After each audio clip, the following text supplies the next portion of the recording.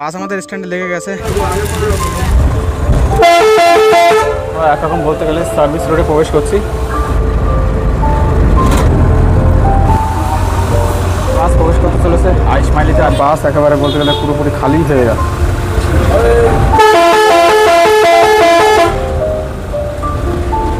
তো পৌঁছে গেছি সিন্দানি। নমস্কার বন্ধুরা, আমি এই মুহূর্তে দাঁড়িয়ে আছি নদীয়া জেলার একটি bus stand, Chakdah bus stand, যেটি চাকদাহ রেল স্টেশনের একেবারে পাশেই অবস্থিত। আর আজ আমি এখান থেকে লোকাল বাসে করে জার্নি করব উত্তর চব্বিশ পরগনা জেলার সিন্দানি গ্রাম পঞ্চায়েতের সিন্দানি বাস স্ট্যান্ড পর্যন্ত। তোমাদেরকে সেই সাথে দেখাবো লোকাল বাসের যাত্রাপথের এই গ্রামীণ রুট এবং সেই সাথে এই রুটের যাবতীয় তথ্য তোমাদের সাথে শেয়ার করব। যারা এই ভিডিওটা দেখার জন্য ক্লিক করেছো অবশ্যই ভিডিওটা শুরু থেকে শেষ অবধি দেখবে, এবং যারা চ্যানেলে নতুন এসেছো অবশ্যই চ্যানেলটিকে সাবস্ক্রাইব করে রাখবে এইরকমই ইন্টারেস্টিং জার্নি ভিডিও আরও বেশি বেশি করে দেখার জন্য। তো চলো শুরু করা যাক, চাকদাহ থেকে সিন্দানি গ্রামে বাসে ওঠা যাক। বাস আমাদের স্ট্যান্ডে লেগে গেছে। এই যে WB51A0017 শুভদ্বীপ বাস হলুদ রঙের, এই বাসটিতে চেপে আমরা এই চাকদাহ থেকে সিন্দানির হরিমুখে যাত্রা করব। 30 কিলোমিটারের এই যাত্রাপথ আমরা কখনো যাব হাই রোডের উপর দিয়ে, কখনো আবার একেবারে গ্রামগঞ্জের রাস্তা দিয়ে, কখনো আবার সার্ভিস রোড দিয়ে। তো দেখাবো সেই জার্নি কেমন লাগে, তোমরা অবশ্যই কমেন্ট করে জানাবে। চলো বাসে ওঠা যাক প্রথমে। আর গ্রামের লোকাল বাস ঠিক যেরকম হয় সেই একই ইন্টেরিয়ার, 2x2 সিট। আর এই হচ্ছে এই বাসের ড্রাইভার কেবিন, আর আমি বসেছি এইরকম পজিশনে।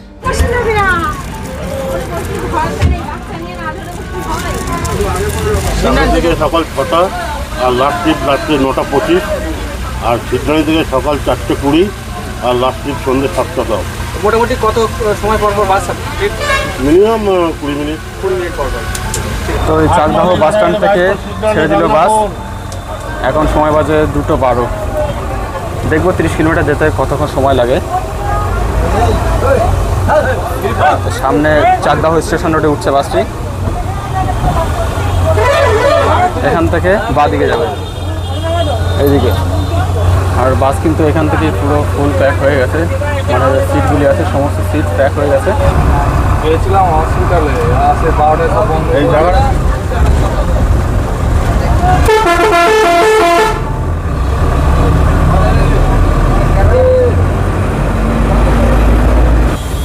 তো 1.7 কিলোমিটারের মতন এবার আমাদের বাস চলে এসেছে 12 নম্বর জাতীয় সড়কে। এই জাতীয় সড়কের তলা দিয়ে চলে যাবে পূর্বে গিয়ে বনগাঁ কুলপি রোডে। এই হচ্ছে 12 নম্বর জাতীয় সড়ক, এদিকে চলে গেছে রানাঘাটের কৃষ্ণনগর উত্তরবঙ্গের দিকে, আর কলকাতা। সোজা আমরা চলে যাবো বনগাঁ কুলপি রোডে, সামনে বনগাঁ 31 কিলোমিটার, পেট্রাপোল 36, হাবড়া 62 কিলোমিটার।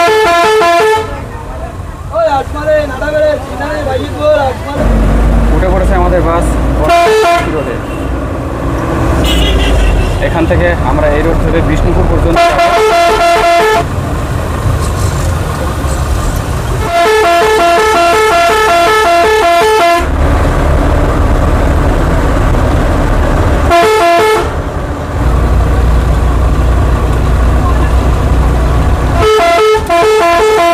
দেখো 1/1 অনলি 1 হয়ে গেছে।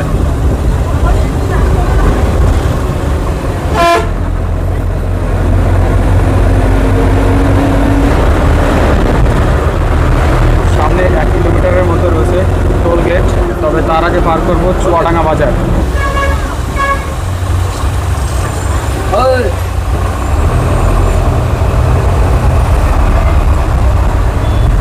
এই যে সামনে টোল গেট আমরা পার করছি এখন।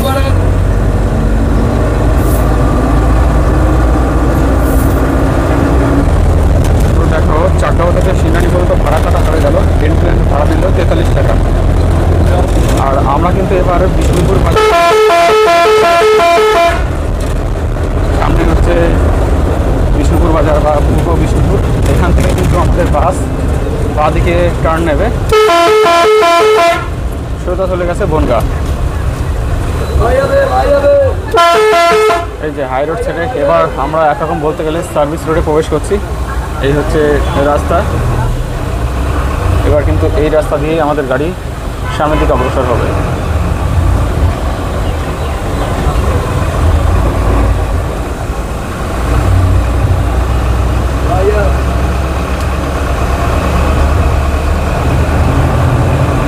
এটাকে মেন রোড ঠিক বলা যায় না, আবার মেন রোডও, দুটো গাড়ি পাশাপাশি একেবারে রাস্তার উপরে চলতে পারবে না, একটা গাড়িকে নিচে নামতেই হবে। আর এখানেই কিন্তু ভিউজের আসল মজাটা নেওয়া যাবে এই রাস্তায়, অসাধারণ সুন্দর প্রাকৃতিক দৃশ্যের সাথে। এলেন চা থেকে একটা বাস আসলো, এই দেখো একটা বাসকে নিচে নামতেই হবে একটা গাড়িকে।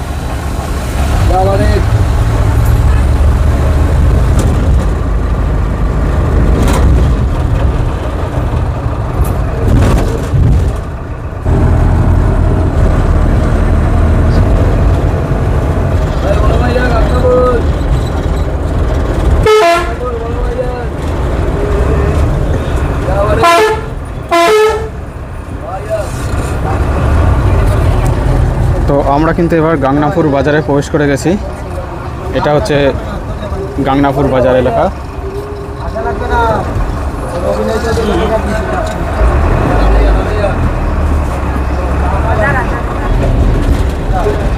মোটামুটি গাংনাপুর বাজার পার করতে কিন্তু রয়েছে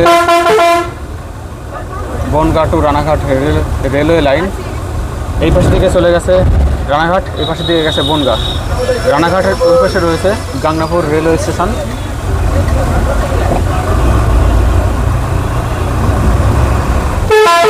এই সাইডের দিকে রয়েছে গাংনাপুর রেলওয়ে স্টেশন, এখান থেকে দেখা যাচ্ছে। আর এইদিকে চলে গেছে বনগাঁ। চাকদাহ সিন্দানি আর একটা বাস চলে এলো।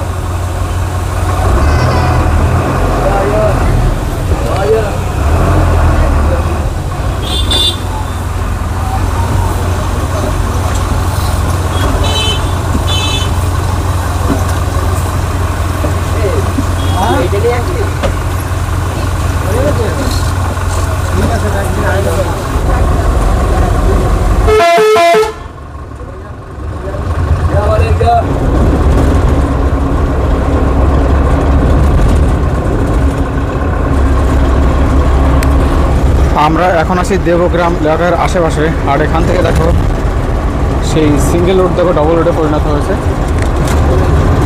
এখান থেকে কিন্তু রাস্তা অনেকটাই মানে দুটো গাড়ি এখান থেকে পাশাপাশি আরামসে চলে যেতে পারে, সেই রাস্তায় কিন্তু আমি চলে যাচ্ছি। আর এখানে কিন্তু আমার এই বাঁ পাশের দিকে রয়েছে দেবগ্রাম ফরেস্ট, এই পাশের দিকে ভিতরের দিকে আসে।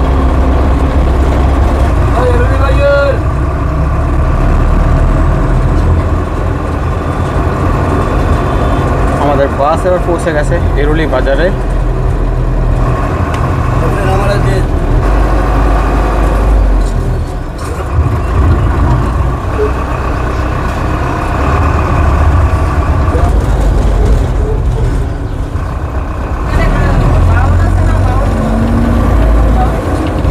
এবার আমাদের বাস প্রবেশ করতে চলেছে আইসমাইলিতে। আর এখানে আসার পর দেখো পেছনের দিকে অনেকটাই বেশ বাস ফাঁকা ফাঁকা হয়ে গেছে, মাঝে কিন্তু বেশ খানিকটা ভিড় হয়ে গেছিলো। এটাই হচ্ছে আইসমাইলি বাজার। এখান থেকে বাঁ দিকে চলে গেছে একেবারে রানাঘাট, একটুখানি ওপাশে আরেকটি রাস্তা গেছে সরাসরি দত্তফুলিয়া। আর আমরা দেবো সোজা এই যে এই রাস্তা, এই পাশের দিকে রানাঘাটের দিকে চলে গেছে। আর এখানে এসে দেখো বাস একেবারে বলতে গেলে পুরোপুরি খালি হয়ে গেল। আইসমাইলি এলাকা আমরা এখন ক্রস করছি। আর এখানে দেখো আইসমাইলি বাজার ঠিক পরেই বেশ কিছু পুরনো মন্দির আছে। বলা হয় মানে জানা যায় এখানে নাকি ঈশ্বরচন্দ্র বিদ্যাসাগর মহাশয়ের বিয়ে বাড়ি ছিল। এই দেখো একটা পুরনো মন্দির, এখানে সামনে আরও একটা আছে। এই সামনের মোড়টিতে আরও একটা পুরনো মন্দির রয়েছে, এই যে দেখতে পাচ্ছ। আর এখানে একটা জমিদার বাড়ি ছিল, এটাই সম্ভবত ঈশ্বরচন্দ্র বিদ্যাসাগর মহাশয়ের বিয়ে বাড়ি ছিল। আর এতক্ষণ আমরা নদীয়া জেলাতে ছিলাম, এবার কিন্তু এই নদীয়া জেলা পরিত্যাগ করে প্রবেশ করবো উত্তর 24 পরগনা জেলায় এবং গিয়ে পৌঁছবো নাটাবেড়িয়াতে।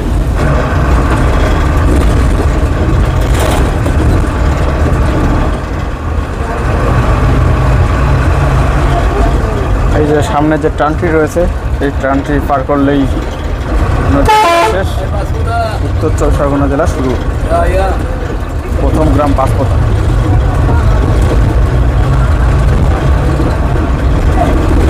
রাস্তার অবস্থা ভীষণই খারাপ।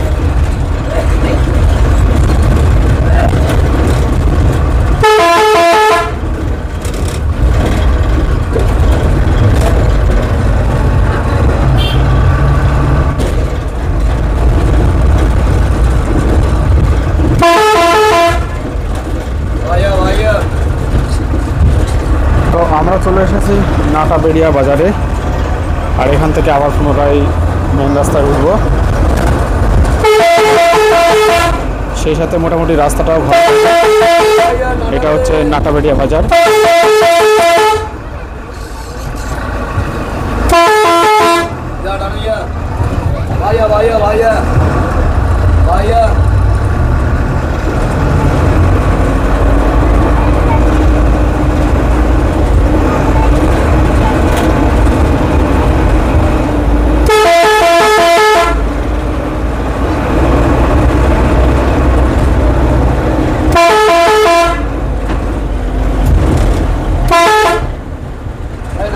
এখান থেকে ডানের দিকে চলে গেছে বনগা 96 সি বাস, আর আমরা যাচ্ছি বাঁ দিকে দত্তফুলিয়া অভিমুখে। তার আগেই সিন্দানি বাজার।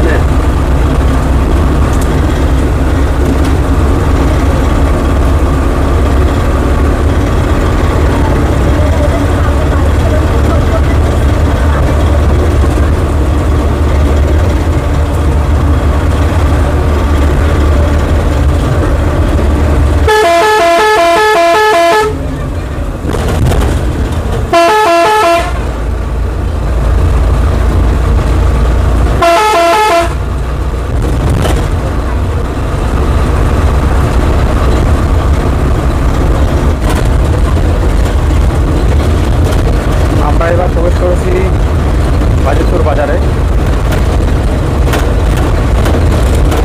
আর মাত্র 2 থেকে 2.5 কিলোমিটার পরে কিন্তু হচ্ছে লাস্ট হবে সিন্দানি।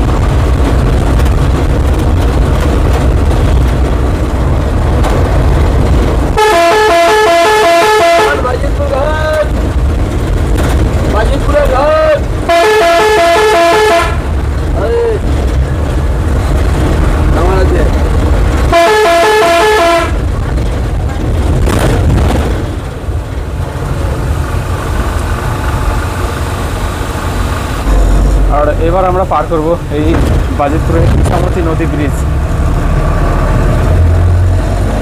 এই যে ব্রিজটা, আর নিচে রয়েছে ইছামতি নদী।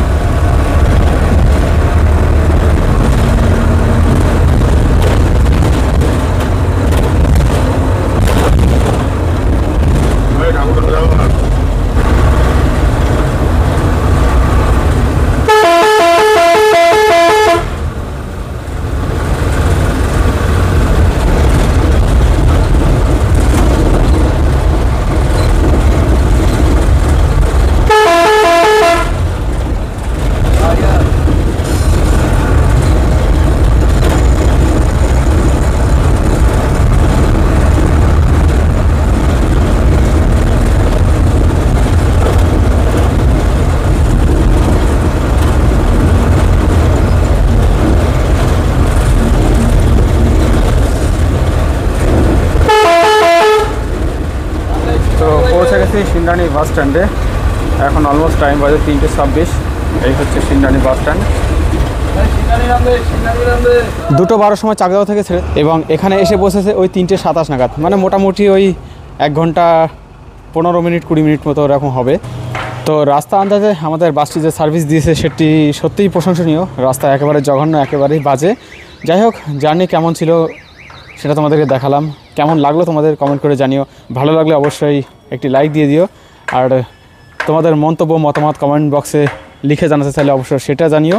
চ্যানেলে প্রথমবার আসলে অবশ্যই চ্যানেলটিকে সাবস্ক্রাইব করে রাখো। দেখা হচ্ছে পরবর্তী ভিডিওতে। ততক্ষণ ভালো থাকবেন, সুস্থ থাকবেন। জয় হিন্দ, বন্দে মাতরম, জয় ভারত।